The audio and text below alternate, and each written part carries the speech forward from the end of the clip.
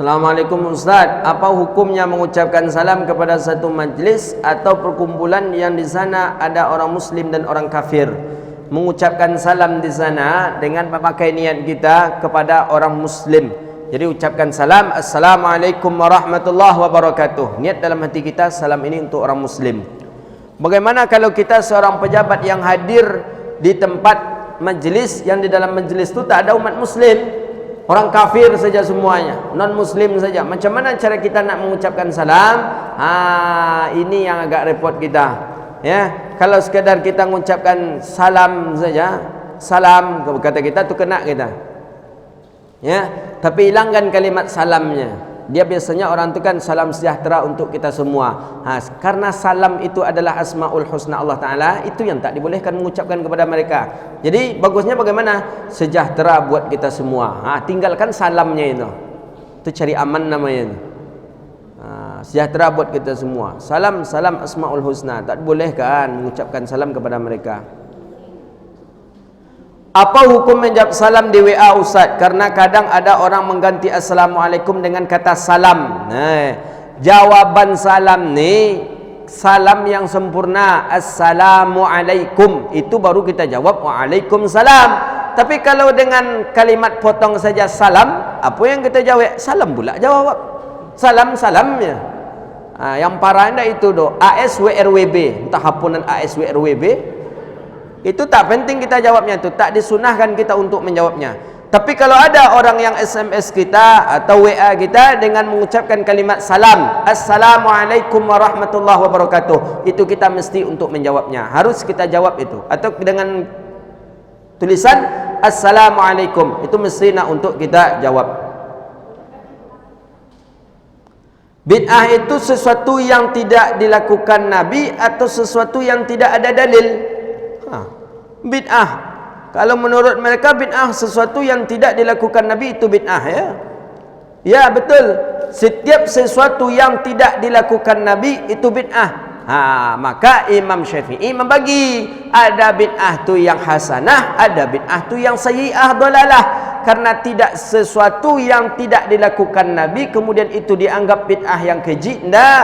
Buktinya banyak. Pernah kita sampaikan, Sayyidina Umar melakukan salat tarawih berjamaah ke masjid, tak pernah dilakukan Nabi. Bid'ahkah itu? Ya bid'ah. Tapi masuk kategori baik. Baik sahabat Nabi melakukannya. Hadza ni'amul bid'ah, kata Umar. Ini adalah nikmatnya bid'ah.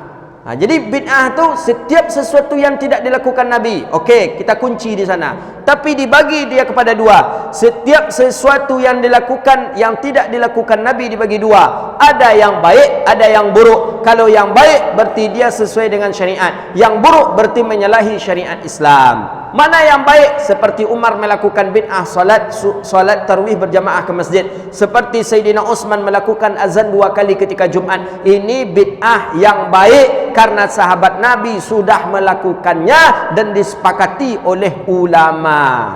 Maka kalau ada orang bilang bid'ah itu tak ada yang baik, namanya jelek, masa ada yang baik katanya. Ini orangnya bahlul namanya. Tak faham dia berarti dengan bid'ah itu. Bid'ah betul sesuatu yang tak dia lakukan oleh Nabi. Tapi tunggu dulu, jangan dicap sesuatu yang tidak dilakukan Nabi kemudian itu salah, kemudian itu jelek. Tidak, tunggu dulu, ada baik. Buktinya tak dilakukan di zaman Nabi, sahabat melakukan. Baikkah? Baik sahabat Nabi. Nabi SAW menganjurkan untuk kita meniru kepada sahabat. Nabi SAW menganjurkan kita untuk selalu berpegang teguh dengan sahabatnya. Apakah kira-kira sahabat tak faham dia bahawa dirinya melakukan bid'ah? Lebih fahamlah lagi sahabat tentang bid'ah ni dibandingkan ente. Ente baru mengaji baru. Sahabat hidup dengan Nabi, fahamlah dia lagi tentang bid'ah ini.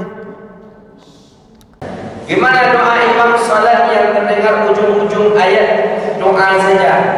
Imam ni baca doa kurang jelas, ujung-ujungnya saja dengar. Rabbana rasyada, Rabbana atina fid dunya hasanah wa fil akhirati hasanah wa qina azabannar. Macam mana caranya, ya?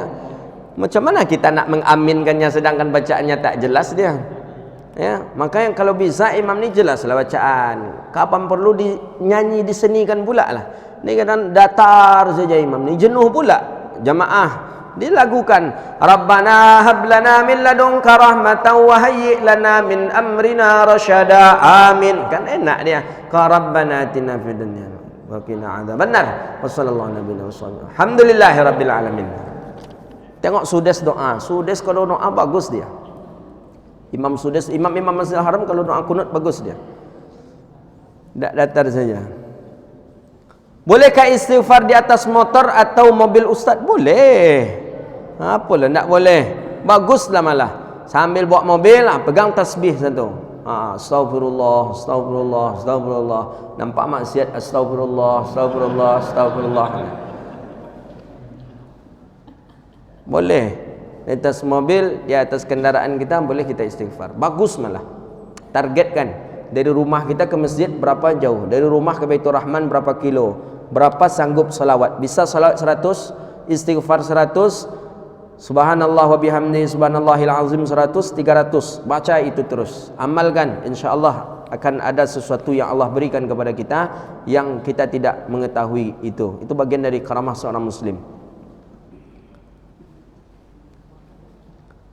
Apakah Rasul merayakan Isra Mi'raj Ustaz? Kalau enggak berarti bid'ah dah Ustaz. Lah suang Saya malas membahas masalah ini lagi. Isra Mi'raj ni macam mana pula Nabi? Jelas Rasul tu yang Isra Mi'raj, berarti beliau yang memperingatinya sendiri. Nabi yang Isra Mi'raj ke atas langit, berarti beliau lah yang memperingati. Jadi pertanyaannya, apakah Rasul merayakan Isra Mi'raj? Iya. Buktinya Nabi turun ke bawah, langsung Nabi katakan, dikumpulkan oleh baginda Nabi SAW orang muslim, dikumpulkan sahabat. Nabi mengatakan, saya di-Isra dan di-Mi'rajkan oleh Allah Subhanahu wa taala ke atas langit. Nabi mengatakan, Abu Jahal, Abu Lahab protes, Muhammad ku penduto kau kecak Abu Jahal, Abu Lahab. Jadi orang yang mengingkari Isra Mi'raj ni, yang tak mau untuk memperingati merayakan Isra Mi'raj ni, ayatun sana Abu Jahal, Abu Lahab. Familinya Abu Jahal, Abu Lahab ini. Abu Jahal, Abu Lahab, Muhammad bohong, Muhammad dusta. Tak ada itu, takkan mungkin. Karena Abu Jahal, Abu Lahab menyikapi peristiwa Isra dan Mi'raj Nabi dengan akal, tidak dengan iman. Tapi Abu Bakar Siddiq, lebih daripada itu yang dilakukan oleh Muhammad, aku tetap yakin dan percaya. Karena Abu Bakar Siddiq menerima Islam dengan iman, bukan dengan akal. Mereka yang anti ini dengan akal juga, tidak dengan iman. Maka cepat keluar kalimat bid'ah. Bid'ah dongnya, itulah. Dong tu kedondong jadilah ni. Assalamualaikum Ustaz, semoga Ustaz dan keluarga selalu dalam lindungannya. Nya ni siapa ni? Allah. Amin. Ustaz, bagaimana caranya menghilangkan rasa malas untuk belajar? Karena saya sering terlena dengan waktu luang. Terima kasih Ustaz. Belajar ni bagaimana caranya agar mengisi waktu luang dalam belajar? Pertama, antum buku itu, kitab itu jangan jauh dari kita. Letakkan saja di dekat kita sehingga kita bisa mengambilnya. Kalau dia jauh daripada kita, disimpan dalam lemari, disimpan dalam koper, dalam tas, itu untuk mengeluarkannya susah. Itu pertama. Yang kedua, dikarenakan kita dengan handphone Android ini mengurangi masa untuk nak semangat belajar. Karena habis waktu kita nak menengok ini saja. Baru kita nak WA lagi, nak Facebook lagi. Habis itu dah nak ada status yang baru kita tengok punya orang lagi, dah letak, baru tengok buku, baru tengok kitab. Malas kita belajar. Yang ketiga, butuhkanlah, jadikan belajar itu sebagai kebutuhan kita. Sehingga punya i'tiqad dan azam di dalam hati kita, saya dalam satu hari harus membaca 10 halaman. InsyaAllah. Itu harus antum yakinkan. Sebelum saya tidur, saya harus sempat dalam sehari itu membaca 10 halaman. Ya terserah kita untuk membaginya. Mungkin di waktu subuh 2 halaman, di waktu zuhur nanti 2 halaman, di waktu asar pula 2 halaman kitab yang lain, buku yang lain, di waktu maghrib 2 halaman, nanti akan tidur 2 halaman. Itu baru 10 halaman. Kalau Imam Nawawi dalam sehari membaca kitab 12 kitab. Dalam sehari itu Imam Nawawi. Antum 10 halaman saja. Jangankan 12 kitab pula lagi, kemana pula dicari kitabnya. Itu Imam Nawawi. 12 kitab dalam satu hari. Ustaz, apa hukumnya cuman berdua belajar ilmu dunia? Saya memang mahasiswa dengan lawan jenis yang non muslim, dan bagaimana caranya dan bagaimana tata caranya bertaubat Ustaz? Apa maksudnya ini? Ustaz, apa hukumnya cuma berdua belajar ilmu dunia? Saya memang mahasiswa dengan lawan jenis yang non muslim. Jadi bagaimana hukumnya cuma berdua? Ya tetaplah tak dibolehkan. Ini kalau lawan jenis tetaplah tak dibolehkan. Tak boleh, haram hukumnya. Walaupun dengan beda agama. Ya, berdua saja kita belajar. Apalagi kalau belajar di tempat yang sepi pula, jelas tak boleh dia. Harus ada orang yang orang yang melebihi daripada kita berdua. Mungkin kita bawa teman kita bertiga, ya, perempuan, atau dia satu, boleh. 3 perempuan, 1 laki-laki, boleh. Boleh. 2 laki-laki, 3 perempuan, tak boleh. 4 perempuan, 1 laki-laki, boleh. Ada bilang-bilangannya itu yang dibolehkan, antara perbandingan banyak laki-laki dengan perempuan kalau belajar dalam keadaan sunyi, maksudnya di satu ruangan di lokal yang tertutup begitu. Dan bagaimana tata cara bertaubat Ustaz? Tata cara bertaubat, pertama iqla' namanya. Cabut, kita tak ingin melakukan dosa itu lagi. Itu tata cara taubat pertama.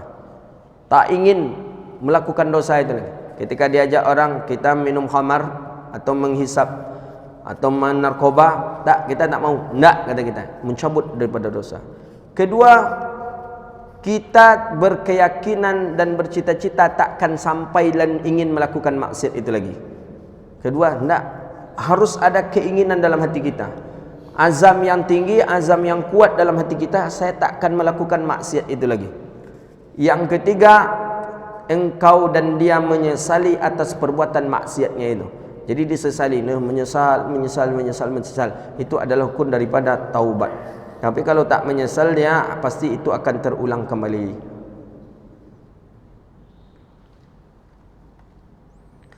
Ustaz, bagaimana kalau kita mengucapkan bismillah lebih dahulu sebelum mengucapkan salam pada waktu kita jadi protokol pembawa acara? Ini ada pendapat ulama, ada yang mengatakan boleh, disunnahkan, ada yang mengatakan tidak. Saya pernah membahas ini dengan guru-guru kita, termasuk dengan almarhum Abuya Amran As-Samad. Beliau pernah kami membahas ini, termasuk ada pendapat mengatakan bismillah itu termasuk kalam yang dimaksud dalam hadis tadi. Tapi jadi kalau orang sudah mengucapkan kalimat bismillahirrahmanirrahim, assalamualaikum warahmatullahi wabarakatuh, maka itu tak penting untuk kita jawab karena hadis tadi. Karena salam ini, karena bismillah ini sudah termasuk kalam. Pendapat pertama. Pendapat yang kedua mengatakan dianjurkan mengucapkan bismillah sebelum salam karena ada hadis Nabi SAW, kullu amrin dhibalin la yubda'u fihi bismillahirrahmanirrahim fahuwa aftar. Setiap sesuatu itu, kullu amrin dhibalin la yubda'u, sesuatu itu apabila tidak dimulai dengan bismillah fahuwa aftar, maka dia itu sedikit berkahnya. Maka itulah kita nak memulai apapun ucapkan kalimat bismillah. Jadi kedua-dua pendapat ini ada dia.